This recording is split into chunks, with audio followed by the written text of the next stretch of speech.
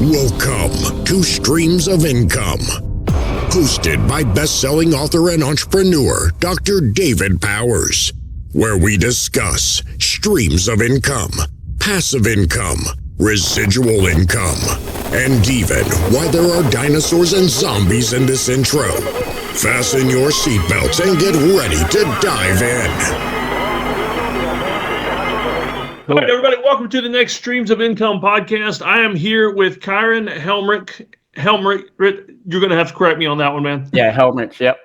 All right, and we met through Fiverr. I did, most of y'all know I do UGC videos and for a big chunk of my income, and I met Kyron on Fiverr, did a gig for them, and we got to talking a little bit, and I thought it was pretty neat what he's into. So I wanted to hear more, and especially a little more about where you're working at, and why that might be a good choice for some other folks to try out or something. So tell you what, go ahead and give us a quick intro about you. Like, what is it exactly that you guys do?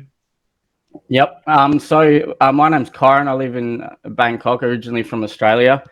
But so Exiscale, we provide basically the whole solution to Facebook advertisers.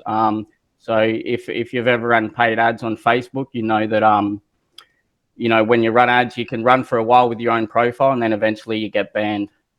So it may last a few months or a few years, but eventually it happens, and you sort of need to find some other way to run ads. So we provide the whole setup, the profile, business manager, ad accounts, and then for a monthly subscription, and then they just use that. And if anything gets banned, we replace it so they can keep running.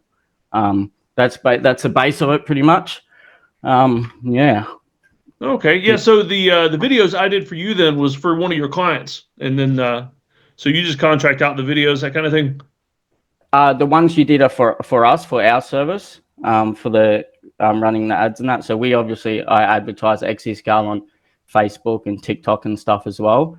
Basically saying, have you been banned on Facebook? Give us a call or whatever. So yeah, we're finding that going to a Calendly booking is a lot better rather than going to a straight sale, especially because it's it's sort of high ticket. So it's better people jump on the call, obviously have a chat, and then build a bit more trust that way too, especially when you're sort of sending people money on the internet. So yeah, definitely. I mean, most business people I work with, it's a love-hate thing with Facebook ads. Like they want to do ads or know they need to, but they hate it. They just don't even, most of them don't even try it because they hate it or don't want to figure it out. Yep. Yeah, so I guess you guys have the expertise there. Yeah, I'm a big fan of paid ads. You obviously lose more than you win, but when you do win, it's very good. So if something's working and you put $1 in and you get 2 out, you just keep putting more in. And that's what it's sort of like with paid ads. So I'm a big fan of it. And I even jump on calls and that with people and we get the whole range of, from people very started that haven't advertised yet to obviously people spending like 10, 20K a day on ads. And some of the new people that jump on, they have no idea what they're doing. And, we got the staff then sort of show them how to set everything up and sort of get them going as well. So it's good. Yeah. Well, that's pretty cool. I mean, it does work. Sometimes we get tired of seeing the ads, but I buy a lot of stuff off those ads. I mean, I'm staring at a box on the other side of my desk. It's a sauna that I just ordered the other day. Oh, really? Yeah, nice, one of those. Nice. It came with a free cold plunge too. So I'm going to replace my old cold plunge, and I've got this sauna that I'm going to hook up and try to lose some weight this year in Q1. Yeah. Have you been to the sauna much? Or No, I've only done it occasionally, and been reading about the health benefits and everything of it, and it just seems like a cool thing to do after the cold plunge because I've been doing that for years. I love that. Do you do it in the morning or? Yeah, do it first thing in the morning. It's like an energy boost, like caffeine. Yeah, I've done a few of them. They had the Wim Hof like a course here in Bangkok. I think they do it every maybe 2 weeks or a month. It's not him, but it's like his verified trainers or whatever, and you go in, they teach you all the science behind it. It's actually cool. We did it for a while. I don't have a cold plunge here, but it's a lot harder than what I thought. I thought it was going to be hard, and then when we did the course, it was like, you know, girls and stuff around, and they were doing. I was like, well, I have to do it now. But no, it was good. And then one of my friends got one at home and went over there a few mornings and stuff. It's better when you have people with you, I think, because they sort of, you know, you got to like egg you on. But I can't imagine like going and doing it by yourself and just like, you know, grit it out. Yeah. Oh man, it's brutal. I've got 5 kids, and I do it in the morning. They'll come out and just laugh at me sometimes while I'm sitting there shivering. Yeah. You know, and it's easy for me too. Where I live, half the year I don't even have to put ice into it. I just keep it outside, and it'll get cold and ice over and everything. Yep. What is it? Not an option for you. No, you can't do that here. Yeah. Is it like a big sort of esky type thing, or is it like a fridge that's? No, this one is it's like it's not much wider than me. It's just like a plastic pool that has little, you know, stands that hold it up. Okay, cool. Yep. Yeah, nice. Yeah. It's big enough that I can dunk into. It's all right. Yep. Yeah, but it's proof that the kind of stuff you do works. I mean, the Facebook ads, the Instagram ads, it works. Oh, it definitely works. The thing is, when you're starting as well, it can be like you don't know if you're doing anything right.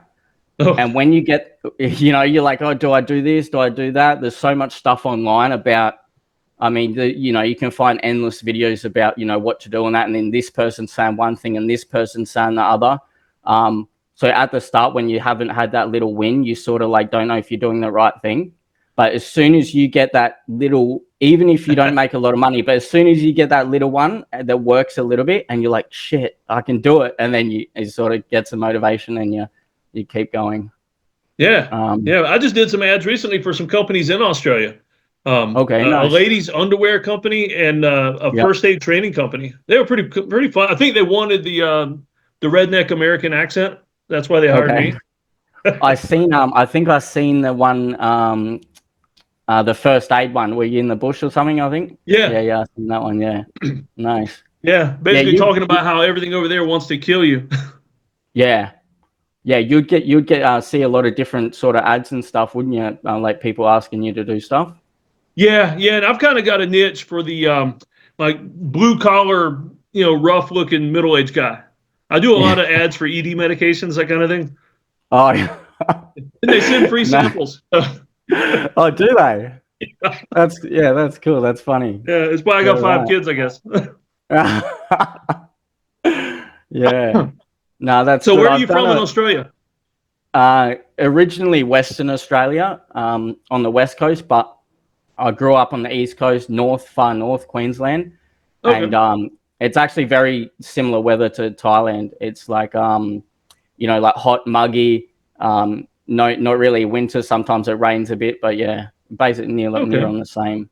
I've only been in the let's see, southeast, Sydney and Canberra and the snowy mountains, which vastly different. I mean, snow and everything in Australia just seems crazy.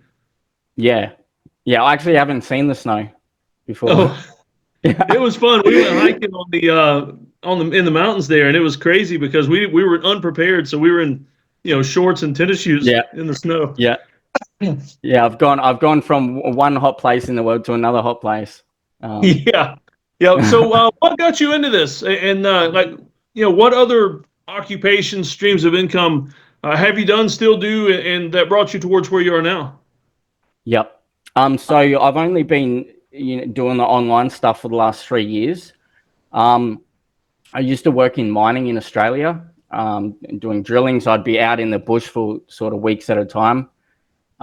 Anyway, so that was going real good. You know, climbing up the ladder, and then all the COVID stuff happened. So I sort of, it lasted for a bit, and then they ended up sacking me because of all the mandates and that. And my dad actually lives here in Thailand, and he was stuck in Australia at the same time. And so he lost his job as well. And he's like, look, like, why don't you come to Thailand? You know, go over, we'll try and make some money online. And at the time, luckily, I actually had a bit of money saved. So, you know, I could. And then anyway, we come over, and I thought, you know, I could probably last maybe a year or two, you know, without making any money. If I run out, I'll just go back and get a job. I didn't have to do that, so it worked out. It was probably a good thing now, but back then I wasn't happy about it. Yeah. Well, that's pretty cool. That's a big change, though, from working in the bush to getting your hands dirty sitting on a computer. Yeah, big change. Probably a big change in your definitely. fitness routine and everything too, having to switch from that. Yeah, definitely. I mean, it was sort of, you'd be job fit. It was doing the off-sighting at the start, and then I ended up being a driller at that, near the end. It's definitely physically demanding, and you stay fit. But I didn't have any time to go to the gym, and then basically when you come back off swing, you'd been at work so long, you come back, the last thing you want to do is, go to the gym or the gym or anything. But it's good, it's good now. I can, sort of work my own hours, and, there's got excellent gym in Bangkok. It's massive. I think one of the biggest in sort of Southeast Asia or something. You get some famous people and stuff go there, and you sort of have a look at all the influencers and stuff. It's something to see. Yeah.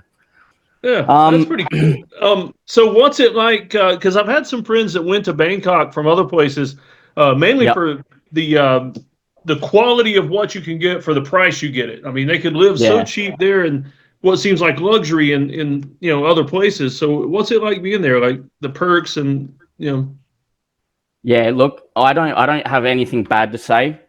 I probably wouldn't move back to Australia, I don't think, ever. That's how good it is. So, obviously I'll go back and see family and that once a year, but going back there to live, I don't think it will happen. Like you were saying, the quality of life here is just amazing. You can get like, a really nice place for cheap. I go to the sauna a few times a week, the gym, Muay Thai. Like if you didn't want to, you could just stay in your condo too, because everything gets delivered. You can get anything delivered basically the same day. It's good. The people, I think, I don't want to say Australians are angry or whatever, but I think as a general, the people here are just nice. Just as like a general person, everyone wants to help everyone. Like I don't see any conflicts or anything happening, which is good. I'm not saying bad stuff about Australia, but I think it's just a little bit more chill here. Oh yeah, no, I get it, because like in America, the stereotype is true that it's like just all hustle, hustle, hustle. I mean, other places seem so laid back compared to most of America. Yeah, they're definitely laid back here. I think they don't really like sort of conflict either. So everything's good. Everyone's nice. It's real safe as well. You can be, I don't really go out too much anymore, but you can be out, like 3, 4 in the morning, like hardly walk in some alley, and you'll be perfectly fine. Yeah. Where obviously some other countries you couldn't. Even in Australia, you probably, you just get some, idiots trying to fight you or something maybe, but here you got no problems at all. I haven't seen any problems at all. Yeah. I don't go out as much as I did when I got here, but maybe once a month or once every 2 months or something. Yeah. Well, it sounds pretty cool. I mean, places I've never been to Thailand, but it's amazing. People get so stuck on where they live and they don't realize what's out there. I mean, it's just pretty amazing. Yeah, for sure. I mean, before I'd left, I'd only come here for a holiday before. Maybe like 6 years ago, I came for a holiday, and then I moved here. So that was the first time out of Australia for that holiday, and then I moved out. So it's great, sort of living in a different culture and stuff, and learning a little bit of the language, and it's good. It's really good. One and you get the Muay Thai from the source. Yeah, they have they've got a new visa out as well called the DTV. So if anyone is looking at like going, or even for like a bigger than 60 day sort of amount of time, it's like pretty cheap to get, and it lasts 5 years, and it's only like $600 Australian or something, which is like before that came out, visas used to be like a little bit of a trouble here, because like they seem to not like you at immigration. I don't know. So it's just a bad experience. I don't know why. You'd think when people go and work that type of job, they like tourism, but I don't get that feeling. But But yeah, that new visa's out. That's very good if anyone's looking at, coming for even a few months or 6 months or something. It'd be worth getting that. Yeah. Yeah, definitely. All right. Yeah, that's pretty cool. So with Exiscale, what do you have planned? I mean, any big changes, modifications, growth, anything cool coming down the pike with that? Yeah, so I used to do a lot of affiliate stuff as well, but at the moment I'm 100% focused on Exiscale. We want to build it to a certain, amount of revenue per month. Obviously subscription, so it's recurring. One of the things there I think is just providing, like, instead of trying to get more people in, just provide like the best service and then people will come. So we're sort of doing that at the moment. We just got TikTok agency accounts as well, so we're opening up that branch as well. So there's sort of going to be TikTok, and then we can get people on them spending. They can spend the thing with the agency accounts. You can just come in and spend as much as you want from day one. So we've got that going. Yeah, I think just keep making the service better. I think is probably the main thing. A lot of our customers come from referrals. Obviously if someone runs Facebook ads, then their friend probably does, and that's sort of how the word spreads. And then you've got that social proof as well, rather than, just say you're having an ad up and then, like I said before, like someone sees it and then they just got to send some random people on the internet money. So yeah, that's pretty cool. I mean, I like that though, because most people just focus on growth and forget everything else, but you focus on connections and better customer service, the growth happens. I mean, it'll come with that, but you grow the right way. Some people just try to grow real big and then sell it off or something, and you can tell. Yeah. I mean, it's sort of with anything, a good product, a good service. If you have that, and it's very easy to build on that. If you have something sort of like, cheap or not good, and you try and get rid of it, you might make a bit of money on the front end, but you're not really building anything of value. Yeah. All right. Well, I see some books behind you. What if you could recommend a good book, business book or otherwise? What would you tell people they should read? The first, if you haven't sort of read any of those type of books, I think Rich Dad Poor Dad. Yeah, good one. Have you heard of that? Yeah. Yeah, that there was sort of like how, when I said I had a little bit of money when I left, it was because of that book. Okay. So wow. about a year and a half or 2 years before that, I'd read it before, but it never sort of clicked. And then I read it again, and something just clicked, and I was like, shit, I need to like start saving money, because I was living sort of week to week. So I was like, I've got to save money, and I started buying Bitcoin, gold, just saving for, up until the point when that happened. And then fortunately I had done that, and then I could come here. Probably Rich Dad Poor Dad. If someone hasn't read sort of anything like that before, it's sort of like the one that opens your eyes and goes like, I don't know, you sort of realize like your house isn't an asset, and just all that type of stuff. Like if it's taking money out of your pocket, it's a liability. And if it's putting money in your pocket, it's an asset. So it's a little bit change of view, I think, on that. But there's a few other good ones. Advanced Selling Strategies by Brian Tracy. Okay, I know who Brian Tracy is. Yeah, Brian Tracy's. I've read probably four or five of his books. He's really good, as you would know, reading his books. It's interesting you mentioned Rich Dad Poor Dad, because it was your dad that kind of brought you to Thailand there and started over. Yeah, that's definitely a good book. I don't know if you get this as well. Some people probably do, but when say you read a book and it just doesn't sort of hit, and then I did that with the second volume of that series, the Rich Dad Poor Dad, and then the Quantum. I forget the name of Cash Flow Quadrant. That's the one. Yeah. Yep. So I tried to read that before, and I just, it wasn't sitting, and then I tried to read it like maybe a year later, and I just read the whole thing. I don't know. So it's like just different times in your life, and I don't know, and it sort of makes sense at one time and then didn't at the other. Your mind, you just weren't ready for it, and all of a sudden, though, because of experience and everything else, everything clicked. Yep. Yeah, no, I totally agree, because Rich Dad Poor Dad, it's an easy read, but he doesn't go heavy on like strategy, and so you need that second book to kind of, when you're ready for the strategy part. Yeah, definitely. It's not a book that tells you what to do. It's sort of just like how you view stuff, how you sort of view money and all that type. Oh, another really good book is The Creature from Jekyll Island. Oh, I've heard of that one. I haven't. That's about the That Federal Reserve, right? yeah. That is crazy. That one. Yeah, that's about how the Federal Reserve started and all that. The thing about some, like, especially that one, you read it and you're just like, the whole thing's a scam. The whole, Yeah. and you're like, shit. Yeah, I don't know. Some people might not want to read it, but once you read it, you're like, it's money isn't real, that type of stuff. Yeah. That's a book that kind of makes a lot of the conspiracy theories, like brings reality to a lot of them. Yeah, definitely. It goes on about a lot of stuff in that book too. I think there's like an online, like an audio one you can listen to, which is just about the bank part. Yeah. But there's a long one that goes on like all the stuff between the US and the UK, and just go, yeah, there's a lot of stuff in there. Yeah. Scary But if stuff, you, though. You say some people might be afraid to read that one. yeah, that's what, yeah. I mean, it'd only be for certain people, I reckon. But it opens your eyes, and you're just like, that's crazy.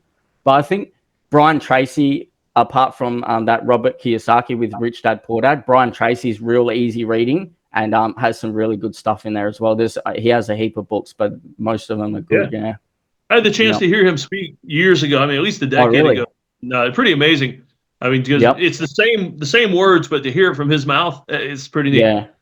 Yep. Did you go to like a one of his speeches or something? Is that? It was a like a success conference where they had 4 or 5 speakers, and so they had him Okay. and Zig Ziglar and some Olympic athletes. Yep. Yeah, Zig very cool. Ziglar.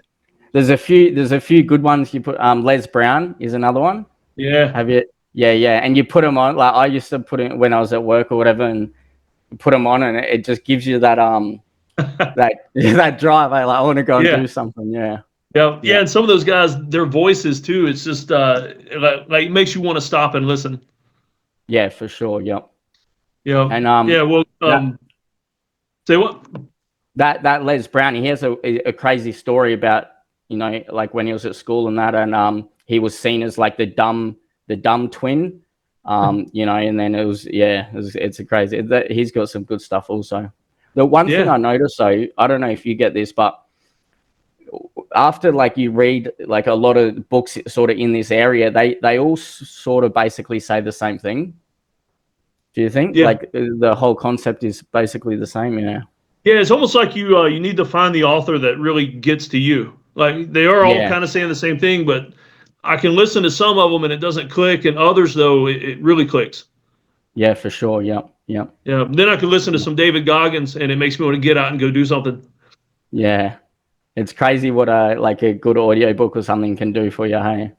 Yeah. Oh yeah. Yeah. Well, before I forget, how do you want people to get in touch with you if they want to explore doing some ads or something? Yep. We can go to the website, exiscale.com. We've got 24/7 live support on there. So if anyone does want to get sort of started running ads or, give us a shout.